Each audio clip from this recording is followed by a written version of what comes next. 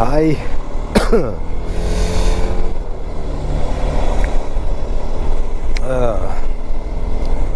ಸ್ವಲ್ಪ ಗಂಟ್ಲು ಕೆಟ್ಟೋಗಿದೆ. ಸೊ ಏನಿಲ್ಲ, ಇವತ್ತು ಮಡಿಕೇರಿಗೆ ಹೋಗ್ತಿದ್ದೆ. ಐ ಮೀನ್ ಸಂಪಾಜೆಯಿಂದ ಮಡಿಕೇರಿ. ಸೊ ಇದೊಂದು ಘಾಟ್ ಸೆಕ್ಷನ್ ತುಂಬ ಚೆನ್ನಾಗಿರುತ್ತೆ, ಅದೊಂದು ತೋರಿಸ್ಬಿಡೋಣ ಅಂತ. ಹಾಗೆ ನನ್ನ ಗಾಡಿ, ನನ್ನ ಹೊಸ ಗಾಡಿ Apache RTX 300 the BTO version. BTOನಲ್ಲೂ top variant, viper green. So ನಾನು ಟೆಸ್ಟ್ ರೈಡ್ ತೊಗೊಂಡಿದ್ದೆ ಲಾಸ್ಟ್ ಟೈಮು, ಅವಾಗ ಒಂದು ವೀಡಿಯೋ ಹಾಕಿದ್ದೆ. ಅದಾದಮೇಲೆ ಯಾವುದೇ ವೀಡಿಯೋ ಹಾಕಿರಲಿಲ್ಲ. ನಮ್ಮದೇ ಗಾಡಿ ಬಂದಮೇಲೆ ಮಾಡೋಣ ಅಂತ ಸುಮ್ಮನಾಗಿದ್ದೆ. ಇವಾಗ the beast is here. So it's almost ಒಂದೂವರೆ ತಿಂಗಳು ಆಯ್ತು ಇವಾಗ ಗಾಡಿ ನಾನು ಎಕ್ಸ್ಪೀರಿಯನ್ಸ್ ಮಾಡ್ತಾ, ಅಂದರೆ ಗಾಡಿ ಓಡಿಸ್ತಾ. ಸೊ ಗಾಡಿ ಹೇಗಿದೆ,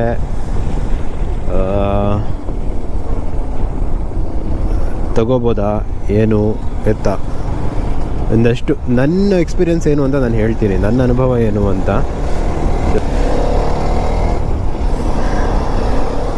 ನಾನಿವಾಗ ಸಂಪಾಜೆಯಿಂದ ಬಂದೆ, ಮಡಿಕೇರಿಗೆ ಹೋಗ್ತಾ ಇದ್ದೀನಿ. ಸೊ ಸಂಪಾಜೆ, ಸುಳ್ಯ, ಮಂಗಳೂರು ಕೆಳಗಡೆಗೆ ಹಿಂಗೆ ಹೋದರೆ ಮಡಿಕೇರಿ, ಬೆಂಗಳೂರು, ಮಡಿಕೇರಿ, ಮೈಸೂರು, ಬೆಂಗಳೂರು. ಸೊ ವೆದರು ಚೆನ್ನಾಗಿದೆ, ರೈಡ್ ಮಾಡೋದಕ್ಕೆ ಬೆಸ್ಟ್ ಇದೆ. ಸೊ ಗಾಡಿ ಬಗ್ಗೆ ಮಾತಾಡಬೇಕು ಅಂತಂದರೆ, ನಾನು ಡಿಸೆಂಬರ್ 24ನೇ ತಾರೀಕು ಬುಕ್ ಮಾಡಿದ್ದು ಗಾಡಿನ. ನನಗೇನು ಅರ್ಜೆಂಟ್ ಇರಲಿಲ್ಲ, ಗಾಡಿ ಬೇಗ ಬೇಕು ಹಂಗೆ ಹಿಂಗೆ ಅಂತ. ಐ ನ್ಯೂ, ಅಂದರೆ ನನಗೆ ಐಡಿಯಾ ಆಯಿತು 3 months ಆಗೇ ಆಗುತ್ತೆ ಹೆಂಗಿದ್ರು ಅಂತ. ಡಿಸೆಂಬರ್ 24ನೇ ತಾರೀಕು ಗಾಡಿ ಬುಕ್ ಮಾಡಿದೆ.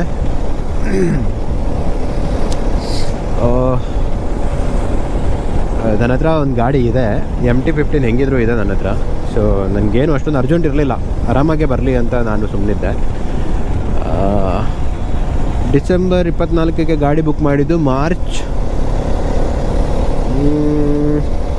ಅರೌಂಡ್ ಮಾರ್ಚ್ 14 ಇಲ್ಲ, ಮಾರ್ಚ್ 10-11 ಹಿಂಗೆ ಗಾಡಿ ಬಂದ್ಬಿಡ್ತು.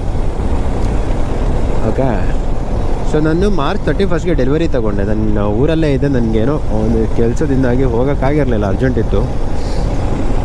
ಎಕ್ಸ್ಪೀರಿಯನ್ಸ್ ಚೆನ್ನಾಗಿತ್ತು. ನನ್ನೊಂದು ಬ್ಯಾಡ್ ಎಕ್ಸ್ಪೀರಿಯನ್ಸ್ ಆಯಿತು ಆ್ಯಕ್ಚುಲಿ, ಅದರಲ್ಲೂ ಎಕ್ಸ್ಪೀರಿಯನ್ಸ್ ಚೆನ್ನಾಗಿತ್ತು ಅಂತ ಹೇಳ್ತೀನಿ.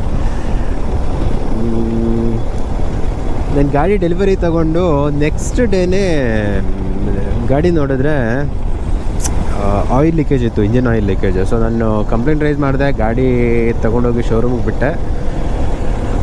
ಇಮ್ಮಿಡಿಯೇಟಾಗಿ ಅವರು ಏನಂದರು, ಗಾಡಿ ಚೆಕ್ ಮಾಡಿದ್ರು, ಅವ್ರ ಕಡೆಯಿಂದ ಆಫೀಷಿಯಲ್ಸ್ ಯಾರೋ ಬಂದಿದ್ದರು ಇನ್ಸ್ಪೆಕ್ಷನ್ಗೆ, ಎಲ್ಲ ಆಯಿತು. ಗಾಡಿ ಎಂಜಿನ್ ರಿಪ್ಲೇಸ್ಮೆಂಟ್ಗೆ ಓಕೆ ಅಂತಂದರು. ಸರಿ, ನಾನು ಓಕೆ ಅಂತಂದೆ. ಇನ್ನೇನು ಮಾಡೋಣ, ಇಂಜಿನ್ ರಿಪ್ಲೇಸ್ಮೆಂಟ್ ಆದರೆ ಓಕೆ ಫೈನ್ ಅಂತ ಇಂಜಿನ್ ರಿಪ್ಲೇಸ್ ಆಯಿತು. ಅದೆಲ್ಲ ಫೈನ್. ಇನ್ನೊಂದು ಸರಿ ಹಿಂಗಾದರೆ ನಾನು ಖಂಡಿತವಾಗ್ಲೂ ಇಂಜಿನ್ ರಿಪ್ಲೇಸ್ಮೆಂಟ್ಗೆಲ್ಲ ಒಪ್ಕೊಳ್ಳೋದಿಲ್ಲ ಅಂತಲೇ ಹೇಳಿ ಬಂದಿದ್ದೀನಿ. ಇನ್ನೊಂದು ಸರಿ ಹಿಂಗಾಯಿತು ಅಂತಂದರೆ ಡೆಫಿನೆಟಾಗಿ ನನಗೆ ಕಾಂಪನ್ಸೇಷನ್ ಬೇಕು, ಐ ಮೀನ್ ಒಂದು ರಿಫಂಡ್ ಬೇಕು, ಇಲ್ಲ ಗಾಡಿನ ಎಕ್ಸ್ಚೇಂಜ್ ಮಾಡಿಕೊಡಿ ಅಂತ. ಅದಕ್ಕೂ ಓಕೆ ಅಂದಿದ್ದಾರೆ. ಅದಾದಮೇಲೆ so far no issues, all good. ನೋಡಿ ಎಷ್ಟು ಚೆನ್ನಾಗಿದೆ ಅಲ್ವಾ, ಬ್ಯೂಟಿಫುಲ್ ಆಗಿದೆ. ನನಗಿದೆ ಇಷ್ಟ ಆಗೋದು. ಸುಮ್ಮನೆ ಎತ್ಕೊಂಡ್ಬರ್ತಾ ಇರ್ತೀನಿ ಹಿಂಗೆ ಗಾಡಿ ಎತ್ಕೊಂಡು. So the stretch is so beautiful. ತುಂಬ ಅಂದರೆ ತುಂಬ ರಿಲ್ಯಾಕ್ಸ್ ಅನಿಸುತ್ತೆ ನನಗೆ ಇಲ್ಲಿ ಬಂದರೆ. ಹಾಂ, okay, let's come back to the topic. ಅದಾಯಿತು. ಆಮೇಲೆ ಗಾಡಿ ಇವಾಗ ಏನೂ ಪ್ರಾಬ್ಲಮ್ ಇಲ್ಲ, ಗಾಡಿ ಚೆನ್ನಾಗೇ ಇದೆ. ಅದಾದಮೇಲೆ ಏನೂ ಇಶ್ಯೂ ಆಗಿಲ್ಲ.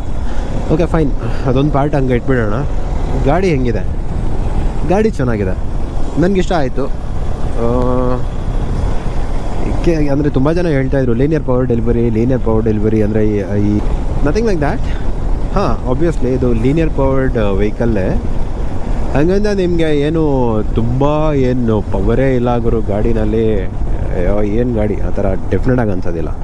ಸೊ ನಿಮಗೆ ಒಂದು 4000 RPM ಕ್ರಾಸ್ ಆದಮೇಲೆ 4000 5000 RPM ಇಂದ ನಿಮಗೆ ಫುಲ್ ಪವರ್ ಓಪನ್ ಆಗುತ್ತೆ. ನನ್ನ ಪರ್ಪಸ್ಗೆ ನಾನು ಎಲ್ಲ ಟೆಸ್ಟ್ ರೈಡ್ ನೋಡಿ ನನ್ನ ಗಾಡಿ ಬಗ್ಗೆ ಎಲ್ಲ ಸ್ಟಡಿ ಮಾಡಿನೇ ಗಾಡಿ ತೊಗೊಂಡಿದ್ದು. ನನ್ನ ಪರ್ಪಸ್ಗೆ ನನಗೆ ಹೇಳಿ ಮಾಡ್ತಂಗಿದೆ ಗಾಡಿ. ಸೊ ಗಾಡಿ ಬಗ್ಗೆ, ಗಾಡಿ ಬಿಲ್ಡ್ ಕ್ವಾಲಿಟಿ ಹೆಂಗಿದೆ ಅಂತ ಹೇಳೋದಾದರೆ, ಬಿಲ್ಡ್ ಕ್ವಾಲಿಟಿ ಚೆನ್ನಾಗೇ ಇದೆ. ಬಿಲ್ಡ್ ಕ್ವಾಲಿಟಿ ಚೆನ್ನಾಗಿದೆ. ಎಲ್ಲೂ ಪ್ಯಾನಲ್ ಗ್ಯಾಪ್ ಆಗಲಿ, ಅಂದರೆ ತುಂಬ ಏನಂತಾರೆ ಲೋ ಕ್ವಾಲಿಟಿ ಪ್ಲಾಸ್ಟಿಕ್ಸ್ ಎಲ್ಲ ಯೂಸ್ ಮಾಡಿದ್ದಾರೆ ಅಂತ ಅನ್ಸೋದಿಲ್ಲ ಇವಾಗ. ಅಟ್ಲೀಸ್ಟು ನಾನು 2784 ಕಿಲೋಮೀಟ್ರ್ ಓಡಿಸಿದ್ದೀನಿ ಆಲ್ರೆಡಿ. ಸೊ ನನಗೆಲ್ಲೂ ಏನಂತಾರೆ ಫೇರಿಂಗ್ ನಾಯ್ಸ್ ಆಗಲಿ ಏನೂ ಬರ್ತಾಯಿಲ್ಲ ಸದ್ಯಕ್ಕೆ. ಸೀಟ್ ಹೈಟು ಏನಾದರೂ ಟ್ರಬಲ್ ಮಾಡುತ್ತಾ? ಸೀಟ್ ಹೈಟು ನಾನು 5.7 ಇದ್ದೀನಿ. ನನಗೇನು ಸೀಟ್ ಹೈಟಿಂದ ಪ್ರಾಬ್ಲಮ್ ಆಗ್ತಿಲ್ಲ. ಅಫ್ಕೋರ್ಸ್ ನನಗೆ ಫ್ಲ್ಯಾಟ್ ಫುಟ್ ಮಾಡೋಕ್ಕಾಗಲ್ಲ, ಅಂದರೆ ಕರೆಕ್ಟಾಗಿ ಫ್ಲ್ಯಾಟ್ ಫುಟ್ ಮಾಡೋಕ್ಕಾಗಲ್ಲ. It's manageable, quite manageable. ಅಂದರೆ ನಿಮಗೆ ಎಲ್ಲೂ ಏನಂತಾರೆ ಮ್ಯಾನೇಜ್ ಮಾಡೋಕ್ಕಾಗಲ್ಲ ಅನ್ನೋ ಥರ ಇಲ್ಲ. ಆಮೇಲೆ ಗಾಡಿ ವೆಯ್ಟ್ ಏನಾದರೂ ಎಫೆಕ್ಟ್ ಆಗುತ್ತಾ? ಗಾಡಿ ವೆಯ್ಟ್ 180 kg ಇದೆ ಅಲ್ವಾ, ಹಾಗಾಗಿ ಏನಾದರೂ ಪ್ರಾಬ್ಲಮ್ ಆಗುತ್ತಾ ಓಡಿಸೋವಾಗ ಅಂತ ಕೇಳಿದ್ರೆ ಡೆಫಿನೆಟ್ಲಿ ನಾಟ್. ಫೀಲ್ ಆಗಲ್ಲ ಗುರು. ನೀವು ಒಂದು ಸರಿ ಗಾಡಿ ಹತ್ತಿ ಗಾಡಿ ಮೂವ್ ಮಾಡಿದ್ರಿ ಅಂತಂದರೆ it is as easy as ಏನಂತಾರೆ ನನ್ನ MT ಹೆಂಗೆ ಓಡಿಸಿದ್ನೋ ಹಾಗೆ ಫೀಲ್ ಆಗ್ತಿದೆ ನನಗೆ. ಅದು ತುಂಬ ಲೈಟ್ ವೆಯ್ಟ್ ಗಾಡಿ, 140 kg ಏನೋ ಇದೆ. ಇದು 180 kg ಇದೆ, 40 kg ಜಾಸ್ತಿ. ಬಟ್ ಅಡಿಷ್ನಲ್ ವೆಯ್ಟ್ ಫೀಲ್ ಆಗ್ತಾ ಇಲ್ಲ ನನಗೆ. ಅಫ್ಕೋರ್ಸ್ ನಿಮಗೆ ಗಾಡಿ ವೆಯ್ಟ್ ಇದೆ, ಐಡಲ್ ಕಂಡೀಷನಲ್ಲಿ ನಿಮಗೆ ವೆಯ್ಟ್ ಫೀಲ್ ಆಗುತ್ತೆ. ಬಟ್ ರನ್ನಿಂಗಲ್ಲಿ ಎಲ್ಲೂ ಫೀಲ್ ಆಗಲ್ಲ ಅದು. ಸೀಟ್ ಹೆಂಗಿದೆ? ಸೀಟ್ ಚೆನ್ನಾಗಿದೆ. ಇನ್ನೂ ಒಂಚೂರು ಸಾಫ್ಟ್ ಕೊಡ್ಬೋದಾಗಿತ್ತು ಅಂತ ನನಗೆ ಇವಾಗ ಅನ್ನಿಸ್ತಿದೆ. ಅಂದರೆ ಇನಿಷಿಯಲಿ ನಾನು ಗಾಡಿ ಓಡಿಸೋವಾಗ ನನಗೇನು ಅನ್ನಿಸ್ತಿರಲಿಲ್ಲ, it was all okay. But ಇವಾಗ ಅನ್ನಿಸ್ತಿದೆ ಒಂಚೂರು ಲಾಂಗ್ ಹೋಗೋವಾಗ ಇನ್ನೂ ಒಂದು ಎಕ್ಸ್ಟ್ರಾ ಮೈಲ್ಸ್ ಅಚೀವ್ ಮಾಡೋದಕ್ಕೆ ಆಗಿರೋದೇನೋ. ಸೀಟ್ ಕುಷನಿಂಗ್ ಇನ್ನೊಂಚೂರು ಸಾಫ್ಟ್ ಕುಷನಿಂಗ್ ಕೊಟ್ಟಿದ್ದಿದ್ರೆ. ಕಂಪ್ಲೇಂಟ್ ಏನೂ ಇಲ್ಲ ಅದ್ರ ಬಗ್ಗೆ. ಬಟ್ ಹಾಂ, ಅದೊಂದು ಪಾಯಿಂಟ್ ಅಷ್ಟೇ. ಸೀಟ್ ಚೆನ್ನಾಗೇ ಇದೆ, ವೈಡ್ ಇದೆ, ಲೆಂತ್ ಇದೆ. ಆಮೇಲೆ ಪಿಲಿಯನ್ಗೂ ಅಷ್ಟೇ ಸೀಟ್ ಸಿಕ್ಕಾಪಟ್ಟೆ ಸ್ಪೇಷಿಯಸ್ ಆಗಿದೆ, ಚೆನ್ನಾಗಿದೆ. ನೆಕ್ಸ್ಟ್ ಬಂದು ವೈಬ್ರೇಷನ್, ದ ಮೈನ್ ಕನ್ಸರ್ನ್. ಬಾದರ್ ಮಾಡಲ್ಲ ಎಲ್ಲೂ, ಬಟ್ ಫೀಲ್ ಆಗುತ್ತೆ ನಿಮಗೆ. ನಾನು ಸ್ಪೆಸಿಫಿಕ್ಕಾಗಿ ಹೇಳಬೇಕು ಅಂತಂದರೆ ಒಂದು 4000 RPM ತನಕ ನಿಮಗೆ ಈ ಸ್ಟ್ರೌಡ್ ಇದೆ ಅಲ್ವಾ, ಟ್ಯಾಂಕ್ ಕವರ್ ಇದೆ ಅಲ್ವಾ, ಅಲ್ಲಿ ಫೀಲ್ ಆಗುತ್ತೆ. ಮಿರರ್ಗೆ ಇವಾಗ ನೋಡ್ಬೋದು ನೀವು, ಮಿರರ್ ನೋಡಿ. ಸೊ ಮಿರರ್ಗೊಂಚೂರು ಗೊತ್ತಾಗುತ್ತೆ. ಬಟ್ ನನಗೆ ಹ್ಯಾಂಡಲ್ ಬಾರಲ್ಲಿ ಅಷ್ಟೊಂದು ಗೊತ್ತಾಗಲ್ಲ, ಬಿಕಾಸ್ ನಾನು ಗ್ಲೌಸ್ ಯೂಸ್ ಮಾಡ್ತೀನಿ ಎಲ್ಲ ಟೈಮಲ್ಲೂ. ಹಾಗಾಗಿ ಅನ್ನಿಸ್ತಿಲ್ವೋ ಏನೋ ಗೊತ್ತಿಲ್ಲ, maybe. Foot peg 4000 RPM cross ಆಗ್ತಿದ್ದಂಗೆ ಫುಟ್ ಪೆಗ್ಗಲ್ಲಿ ಒಂಚೂರು ಫೀಲ್ ಆಗುತ್ತೆ. ಸೀಟಲ್ಲಿ ಫೀಲ್ ಆಗುತ್ತೆ ಗುರು, ಸಖತ್ತಾಗೆ ಫೀಲ್ ಆಗುತ್ತೆ ಸೀಟಲ್ಲಿ. ಒಂದು 5-10 ಕಿಲೋಮೀಟ್ರ್ ಓಡಿಸ್ತಿದ್ದಂಗೆ ನೀವು ಅಡ್ಜಸ್ಟ್ ಆಗಿಬಿಡ್ತೀರ ಅದಕ್ಕೆ. ಸೊ ಅದಾದಮೇಲೆ ಬಾದರ್ ಅನಿಸಲ್ಲ ನಿಮಗೆ. ಬಟ್ ಡೆಫಿನೆಟಾಗಿ ವೈಬ್ರೇಷನ್ ಇದೆ, ಅದೇ ಹೇಳಿದ್ದು ನಾನು, ಇದೆಲ್ಲೂ ನಿಮಗೆ ಬಾದರ್ ಅನಿಸಲ್ಲ. You will go with that, ನೀವು ಅಡ್ಜಸ್ಟ್ ಆಗಿಬಿಡ್ತೀರ ಅದಕ್ಕೆ. ಹಿಂದ್ಗಡೆ ಅಂದರೆ ಏನಂತಾರೆ ಪಿಲಿಯನ್ ಸೀಟಲ್ಲಿ ಒಂಚೂರು ಜಾಸ್ತಿನೇ ಇದೆ. Pillion seat plus foot peg ಇದೆ ಅಲ್ವಾ, ಪಿಲಿಯನ್ ಫುಟ್ ಪ್ಯಾಕು, ಅದೊಂಚೂರು ಜಾಸ್ತಿನೇ ಇದೆ ವೈಬ್ರೇಷನ್ನು. ನೆಕ್ಸ್ಟ್ ಇಂಜಿನ್ ಬಗ್ಗೆ ಮಾತಾಡೋಣ ಬನ್ನಿ. ಇಂಜಿನ್ನು ಅದೇ ನಾನು ಹೇಳಿದೆ ಅಲ್ವಾ, ನನಗೆ ಅದೊಂದು ಎಕ್ಸ್ಪೀರಿಯೆನ್ಸು. ಇವಾಗಲೂ ಅಷ್ಟೇ ಅದೊಂದು ಭಯ ಇರುತ್ತಲ್ಲ, ಆ ಭಯ ಹೋಗಲ್ಲ. ಅದು ಏನೇ ಆದ್ರೂ ಆ ಭಯ ಹೋಗಲ್ಲ. ನಾನು ಡೈಲಿ ಬೆಳಗ್ಗೆ ಗಾಡಿ ಸ್ಟಾರ್ಟ್ ಮಾಡೋ ಮುಂಚೆ ಕೆಳಗಡೆ ಒಂದ್ಸರಿ ಬಗ್ಗಿ ನೋಡ್ತೀನಿ ಗಾಡಿ ಇಂಜಿನ್ನ. ಆ ಫಿಯರ್ ಇದೆ ಅಲ್ವಾ, ಅದು ಇನ್ನೂ ಇದೆ. ಸೊ ಅದು ಫೈನ್, ಏನೂ ಮಾಡೋಕ್ಕಾಗಲ್ಲ, ಆ ಫಿಯರ್ ಇದೆ ಅಷ್ಟೇ. ಬಟ್ ಕೂಲೆಂಟು ನನಗೆ ಅರ್ಥ ಆಗ್ತಿಲ್ಲ ಒಂದು ವಿಷಯ ಏನು ಅಂತ. ನಾನೆಲ್ಲಾದರೂ ಒಂದು 45 ಕಿಲೋಮೀಟ್ರ್ ಗಾಡಿನ ಓಡಿಸ್ದೆ ಅಂದ್ಕೊಳ್ಳಿ, ಒಂದೆರಡು ಡ್ರಾಪ್ ಕೂಲೆಂಟ್ ಬಿದ್ದಿರುತ್ತೆ bash ಪ್ಲೇಟಲ್ಲಿ.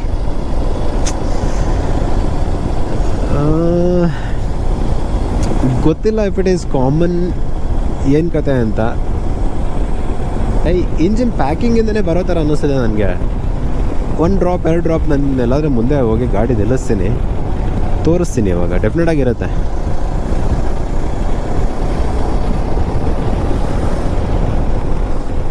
One R 2 drops.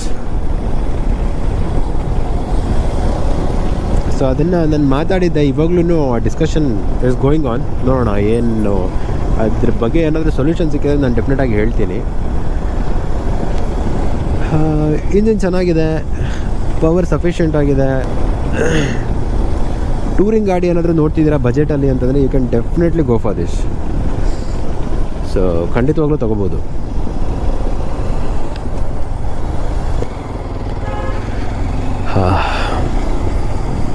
Madikeri city, ಇಲ್ಲಿಂದ ನಾನು ಅಬ್ಬಿ ಫಾಲ್ಸ್ ರೂಟಲ್ಲಿ ಹೋಗಬೇಕು.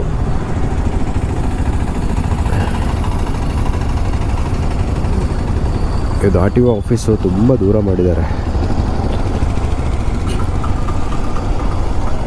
ಇಲ್ಲಿಂದ ಮಡಿಕೇರಿ ಸಿಟಿಯಿಂದನೇ ಒಂದು 7-8 ಕಿಲೋಮೀಟ್ರ್ ಹೊರಗಡೆ ಇದೆ. ನಾನು ಆರ್ ಟಿ ಒ ಆಫೀಸ್ಗೆ ಹೋಗ್ತಾ ಇದ್ದೀನಿ. ಏನಕ್ಕೆ ಅಂತಂದರೆ ನಾನು ಬೆಂಗಳೂರಲ್ಲಿ ಗಾಡಿ ತಗೊಂಡಿದ್ದು, ಬಟ್ ರಿಜಿಸ್ಟ್ರೇಷನ್ ಬಂದು ಮಡಿಕೇರಿ KA 12. ಹಾಗೆ ಅದೇನಾಯಿತು, ನಂಬರ್ ಎಲ್ಲ ಬಂದುಬಿಟ್ಟಿದೆ already, but R T O file submit ಮಾಡಿಲ್ಲ.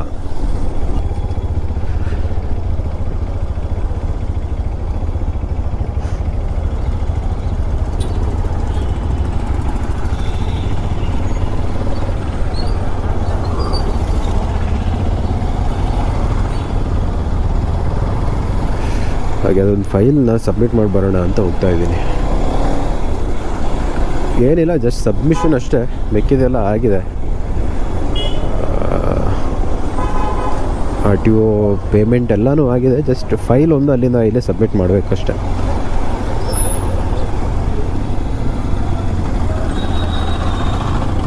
ಸೊ ಇಲ್ಲಿ ರೈಟ್ ತಗೋಬೇಕು.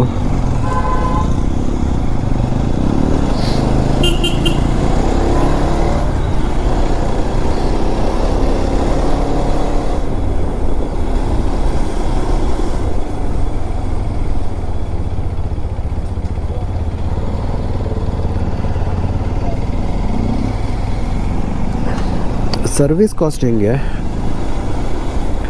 ಫಸ್ಟ್ ಸರ್ವಿಸು 2515 ಸರ್ವಿಸ್ ಬಿಲ್ಲು ಹಾಕ್ತೀನಿ ಇಲ್ಲೇ ಸ್ಕ್ರೀನ್ ಮೇಲೆ. ಸೊ 2515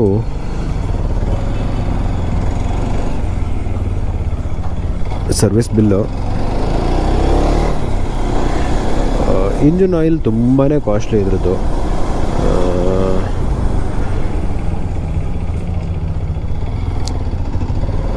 ಈ ಗಾಡಿಗೆ ಯೂಸ್ ಮಾಡೋದು 5W40. So costly. 1898 1898 ರುಪೀಸ್, 1900 ರೂಪಾಯಿ ಬರೀ ಇಂಜಿನ್ ಆಯಿಲು.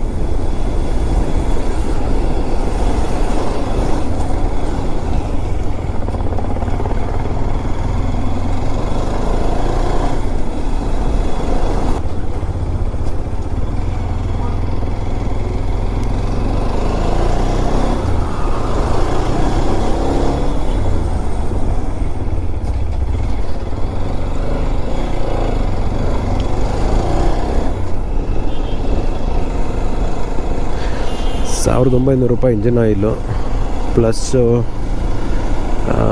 150 ರೂಪಾಯಿ ಅನಿಸುತ್ತೆ ಆಯಿಲ್ ಫಿಲ್ಟ್ರು, ಓರಿಂಗು. ನನಗೆ ಬೇಜಾರಾಗಿದ್ದು chain lube. Chain lube 354 rupees ಗುರು, 354 ರೂಪಾಯಿ. ಅದು ಮೋಸ್ಟ್ಲಿ ಚೈನ್ ಕ್ಲೀನಿಂಗ್ ಚಾರ್ಜಸ್ ಎಲ್ಲ ಸೇರಿ ಅನಿಸುತ್ತೆ, ಬಟ್ ಲೇಬರ್ ಚಾರ್ಜ್ ಏನು ಆ್ಯಡ್ ಮಾಡೋಂಗಿಲ್ಲ. ಓಕೆ, ಆದ್ರೂ ಚೈನ್ ಲೂಬ್ 354 ರೂಪಾಯಿ. ಕನ್ಸ್ಯೂಮೇಬಲ್ಸ್ 118 ಎಲ್ಲ ಸೇರಿ 2515 ರೂಪಾಯಿ ಫಸ್ಟ್ ಸರ್ವಿಸ್ ಬಿಲ್ಲು. ಸೆಕೆಂಡ್ ಸರ್ವಿಸ್ಗಿನ್ನ ಜಾಸ್ತಿ ಆಗ್ಬೋದು. ಏರ್ ಫಿಲ್ಟ್ರು ಆಮೇಲೆ ಇನ್ನೇನೇನು ಚೇಂಜ್ ಆಗುತ್ತೋ ಗೊತ್ತಿಲ್ಲ.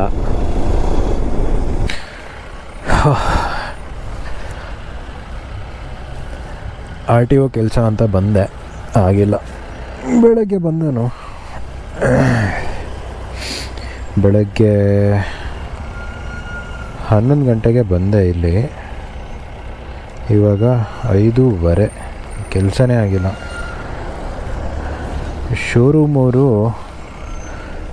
ಅದು ಫಾರ್ಮ್ 20 ಅಪ್ಲೋಡ್ ಮಾಡಬೇಕು ಈ ವಾಹನ ವೆಬ್ಸೈಟಲ್ಲಿ, ಅವ್ರು ಮಾಡೇ ಇಲ್ಲ. ಫಾರ್ಮ್ 20 ಇದು ಯಾವುದೋ ಒಂದು ಪೇಜ್ ಮಾಡಿದ್ದಾರೆ ಅಷ್ಟೇ, ಅದು ಮಾಡಿಲ್ಲ. ಚಾಸಿ ಇಂಪ್ರೆಷನ್ ಮಾಡಿಲ್ಲ. ಇವೆಲ್ಲ ಇವಾಗ ಪೆಂಡಿಂಗ್. ಇವತ್ತು ಕೇಳಿದ್ರೆ ಅದೇನೋ ವಾಹನ ಪೋರ್ಟಲ್ ವರ್ಕ್ ಆಗ್ತಿಲ್ಲ ಅಂತಿದ್ದಾರೆ. ತಲೆನೋವು ಗುರು. ಮಳೆ ಬೇರೆ ಬಂತು. ಶಿಯರಾ, ಟಾಟಾ ಶಿಯರಾ ಚೆನ್ನಾಗೇ ಇದೆ.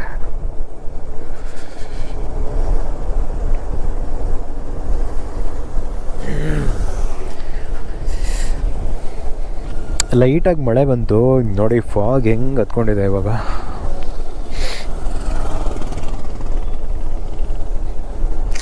ನನ್ನ ಕೆಲಸ ಒಂದು ಆಗೋಗಿದ್ದಿದ್ರೆ ನಾನಿವತ್ತು ಲೀವ್ ಹಾಕ್ಕೊಂಡೆ. ಇನ್ಫ್ಯಾಕ್ಟ್ ಈ ಕೆಲಸನೂ ಮುಗ್ದಂಗೆ ಆಗುತ್ತೆ ಅಂತ. ಇಲ್ಲಿ ನೋಡಿದ್ರೆ ಯಾವುದೂ ಆಗಿಲ್ಲ.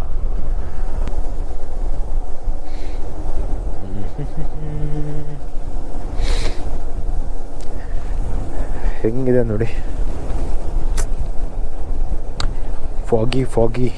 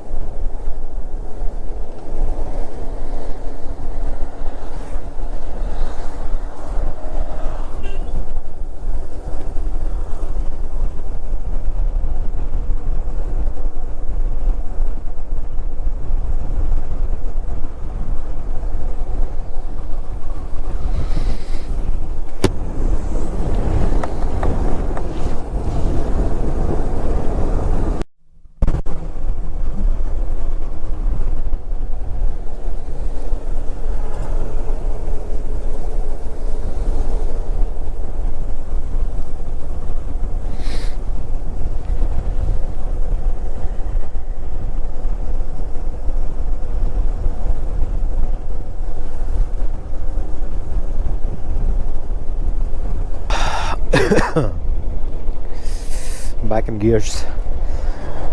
ಮಳೆ ಕಮ್ಮಿ ಆಯಿತು.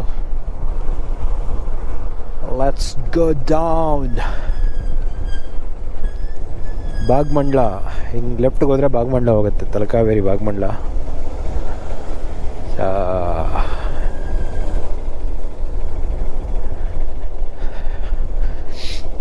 ಒನ್ ಆಫ್ ದಿ ಹೈಲೈಟ್ಸ್ ಅನ್ಬೋದು ಈ ಗಾಡಿದು. ಸಸ್ಪೆನ್ಷನ್ ನಿಜವಾಗ್ಲೂ ಚೆನ್ನಾಗಿದೆ ಗುರು, ತುಂಬ ಚೆನ್ನಾಗಿದೆ. ನನಗೆ ಅಂದರೆ ನಾನು BTO ತಗೊಂಡಿರೋದ್ರಿಂದ ನನಗೆ ಅದೊಂದು ಅಡ್ವಾಂಟೇಜ್ ಇದೆ, ಅಡ್ಜಸ್ಟಬಿಲಿಟಿ. ಬಟ್ ಅಡ್ಜಸ್ಟೇಬಲ್ ಏನು ಟಾಪ್ ವೇರಿಯಂಟು ಬೇಸ್ ವೇರಿಯಂಟಲ್ಲೂ ಏನು ಸಸ್ಪೆನ್ಷನ್ ತುಂಬ ಅಂದರೆ ತುಂಬ ಚೆನ್ನಾಗಿದೆಯಂತೆ, ವೆಲ್ ಟ್ಯೂನ್ಡ್. ಆ್ಯಂಡ್ ನಾನು ಒಂದು ನೋಟಿಸ್ ಮಾಡಿದ್ದೇನಪ್ಪ ಅಂತಂದರೆ, ಇವಾಗ ನೀವು pillion rider with or without pillion ಅಂತಲೇ ಅಂದ್ಕೊಳ್ಳಿ, ಯಾವುದಾದ್ರೂ ಹಳ್ಳ ಇಳಿಸ್ತೀರ ಅಂತಂದರೆ ಬಟ್ ಅಂತ ಒಂದು ನಾಯ್ಸ್ ಬರುತ್ತೆ, ಕುಯ್ ಕುಯ್ ಅಂತ ಒಂದು ನಾಯ್ಸ್ ಬರುತ್ತೆ. ಅದು ಯಾವ ಕಾರಣ, ಅದು ಏನಕ್ಕೆ ಅಂತ ನನಗೆ ಗೊತ್ತಿಲ್ಲ. ಅಂದರೆ ಸಸ್ಪೆನ್ಷನ್ ಇನ್ನೂ ಹೊಸದು, ಒಂದು ಸ್ವಲ್ಪ ಯೂಸ್ ಟು ಆದಮೇಲೆ ಸರಿ ಹೋಗ್ಬೋದೇನೋ ಗೊತ್ತಿಲ್ಲ. ಒಂದು ನಾಯ್ಸ್ ಅಂತೂ ಇದೆ, ಎಲ್ಲ ಟೈಮಲ್ಲಿ ಬರೋಲ್ಲ ಅದು. ನೀವು ಯಾವುದಾದ್ರೂ ಹಳ್ಳ ಇಳಿಸ್ತೀರ ಅಂತಂದರೆ ಕುಯ್ ಕುಯ್ ಅನ್ನತ್ತೆ. ಅದು ಯಾಕೆ ಆ ಥರ ಅಳುತ್ತೋ ಗೊತ್ತಿಲ್ಲ, ಬಟ್ ಅದೊಂದಿದೆ. ಅದು ಬಿಟ್ಟರೆ ಸಸ್ಪೆನ್ಷನ್ ತುಂಬ ಚೆನ್ನಾಗಿದೆ. ಬ್ರೇಕಿಂಗು ನನಗೆ ಇಷ್ಟ ಆಯಿತು, ಚೆನ್ನಾಗಿದೆ. ಬ್ರೇಕಿಂಗ್ ಕೂಡ ಚೆನ್ನಾಗಿದೆ.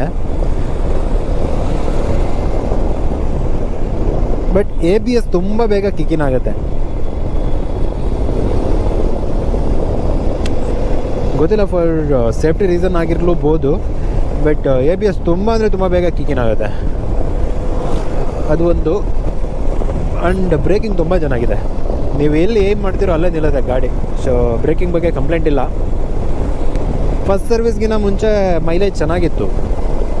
ಫಸ್ಟ್ ಸರ್ವಿಸ್ ಆದಮೇಲೆ ನನಗೆ ಯಾಕೋ 1 or 2 ಕಿಲೋಮೀಟರ್ಸ್ ಡ್ರಾಪ್ ಆಯಿತು ಅನ್ನಿಸ್ತಿದೆ. ಎಲ್ಲಾದರೂ ಲಾಂಗ್ ಸ್ಟ್ರೆಚ್ ಹೊಡೆದ್ರೆ ಗೊತ್ತಾಗ್ಬೋದು. ಬಂದಿದ್ದೀನಿ ಅಂದರೆ ಬೆಂಗಳೂರಿಂದ ನಮ್ಮೂರಿಗೆ ಎತ್ಕೊಂಬಂದೆ ಅಲ್ವಾ ಗಾಡಿ, 300 ಕಿಲೋಮೀಟ್ರು. ಅದರಲ್ಲೂ ನನಗೆ ಅನ್ನಿಸ್ತು 1 or 2 ಕಿಲೋಮೀಟರ್ಸ್ ಡ್ರಾಪ್ ಆಗಿದೆ ಅಂತ. ಅಂದರೆ ಫಸ್ಟ್ ಸರ್ವಿಸ್ ಆದಮೇಲೆ, ನಾರ್ಮಲಿ ಫಸ್ಟ್ ಸರ್ವಿಸ್ ಆದಮೇಲೆ ಮೈಲೇಜ್ ಜಾಸ್ತಿ ಆಗುತ್ತೆ.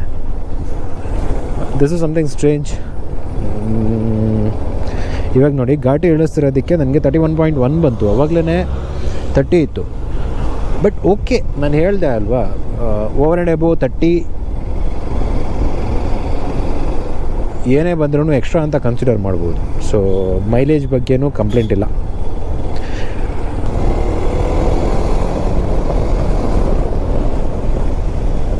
ವಾವ್, ಏನು ಬ್ಯೂಟಿಫುಲ್ ಆಗಿದೆ ನೋಡಿ. ಈ ವೆದರು, ಸೀನರಿ, ಆಹಾ, ಪರ್ಫೆಕ್ಟ್ ಕಾಂಬಿನೇಷನ್, ಪರ್ಫೆಕ್ಟ್ಲಿ ಬ್ಲೆಂಡೆಡ್ ಅಂತಾರಲ್ಲ ಹಂಗಿದೆ. So wow, beauty. ಕಾರ್ನರಿಂಗು ಚೆನ್ನಾಗಿದೆ. ಬಟ್ ಒಂದೇ ಒಂದು ಡ್ರಾಬ್ಯಾಕ್ ಕಾರ್ನರಿಂಗಲ್ಲಿ ಏನಪ್ಪ ಅಂತಂದರೆ ಸೈಡ್ ಸ್ಟ್ಯಾಂಡ್ ಗುರು. ಅದು ಏನೋ ಗೊತ್ತಿಲ್ಲ, ಬಾಡಿಯಿಂದ ತುಂಬ ಹೊರಗಡೆ ಇದೆ ಅನಿಸುತ್ತೆ ಸೈಡ್ ಸ್ಟ್ಯಾಂಡು. ಕಾರ್ನರಿಂಗಲ್ಲಿ ಟಚ್ ಆಗುತ್ತೆ ಅದು. ಗ್ರೌಂಡ್ ಕ್ಲಿಯರೆನ್ಸ್ 200 mm ಇದೆ ಗಾಡಿದು, ಬಟ್ ಸೈಡ್ ಸ್ಟ್ಯಾಂಡು ಟಚ್ ಆಗುತ್ತೆ ಕಾರ್ನರಿಂಗಲ್ಲಿ ಅಂತಂದರೆ ಡೀಲ್ ಬ್ರೇಕರ್ ಏನಲ್ಲ ಅದು. ಇಶ್ಯೂ ಅಂತಲೂ ಕನ್ಸಿಡರ್ ಮಾಡಲ್ಲ ನಾನು. ಬಟ್ ಇದೊಂದು ಪಾಯಿಂಟ್ ಹೇಳಬೇಕಾಗಿತ್ತು ಅಷ್ಟೆ.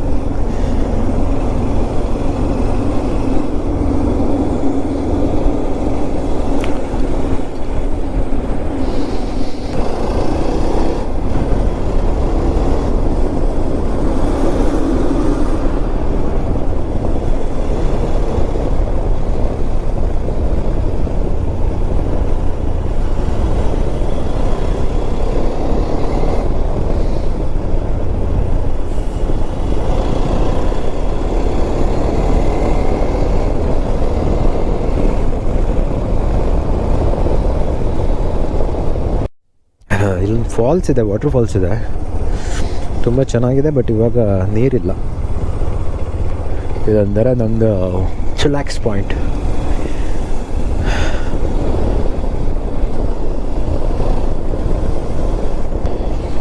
ನಾನು ಈ ಕಲರ್ನ ಚೂಸ್ ಮಾಡೋದಕ್ಕೆ ಮೇಯ್ನ್ ರೀಸನ್ನೇ nature, inspired by nature. So ನಾನೊಂಥರ ಕಾಡು ಪ್ರಿಯ.